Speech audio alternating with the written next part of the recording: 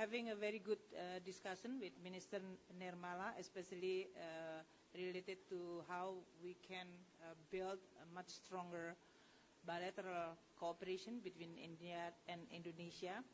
As you know, that the two countries has a lot of similarity and also long and rich history that we both share. We also see that the trades between India and Indonesia, especially from Gujarat, dates back before even in the 13th century.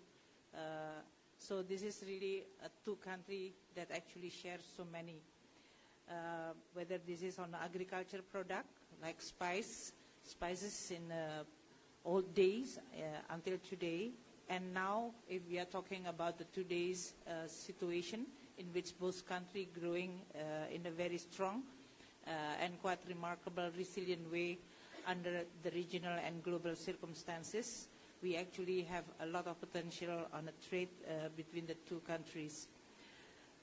Indonesia and India is also continue discussing, especially under the two ministries, that is Ministry of Finance in Indonesia and India, on how we are going to establish a strong dialogue at the policy level, highest level, up to the very technical level. There are many that we both share in responding to our own domestic need on the development, how we continue maintain a good performance on the economy that is high growth, creating job, reduction of the poverty, and how we can cooperate not only in the bilateral but also at the multilateral level way. We also share in terms of how the world actually can play a much better and stronger role in addressing the issue of development, not only for both countries but also globally, especially on the issue of the climate change, global public health in this case, and also how we can strengthen the investment cooperation between the two countries. I'm also glad that Minister Nirmala providing also strong support on the Indonesia own agenda, whether this is related to the membership of Indonesia on the Financial Action Task Force and during Indonesia presidency of the G20 and the current Indonesia-ASEAN chairmanship.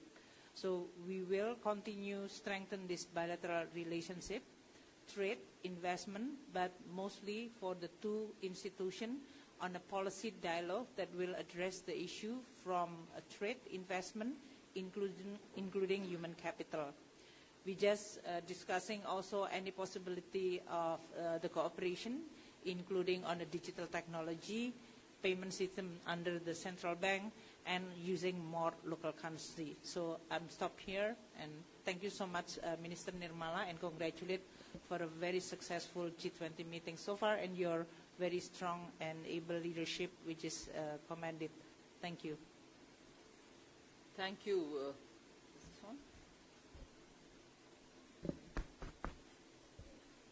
Thank you very much, Minister Mulyani Indravati, Minister of Finance, Indonesia.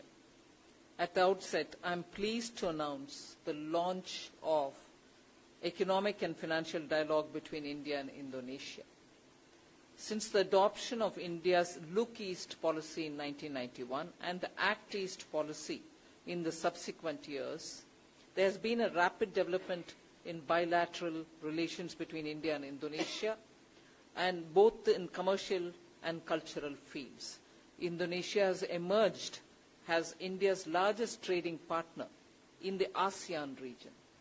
Our trade has increased eightfold since 2005, and it has touched $38 billion in the last year.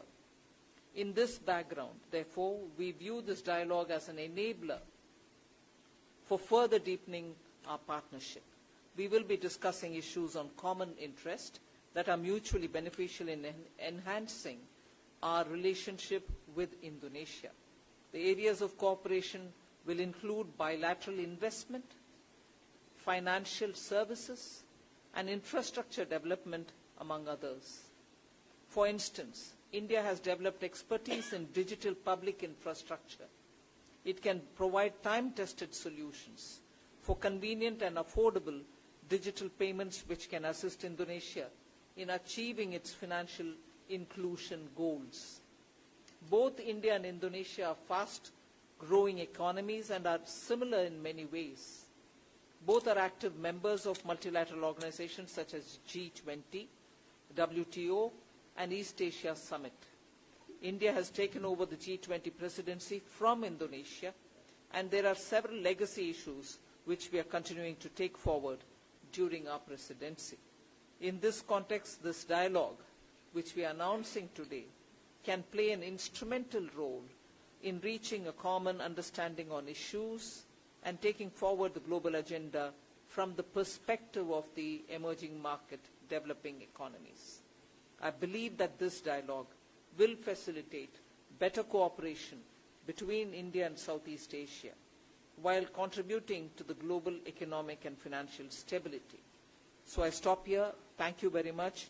And I certainly acknowledge here before the media that having taken over the G20 presidency immediately after Indonesia, I will put it on record here that there was quite a lot of learning that India has taken from Indonesia, and in that Minister Mulyani's role is very big.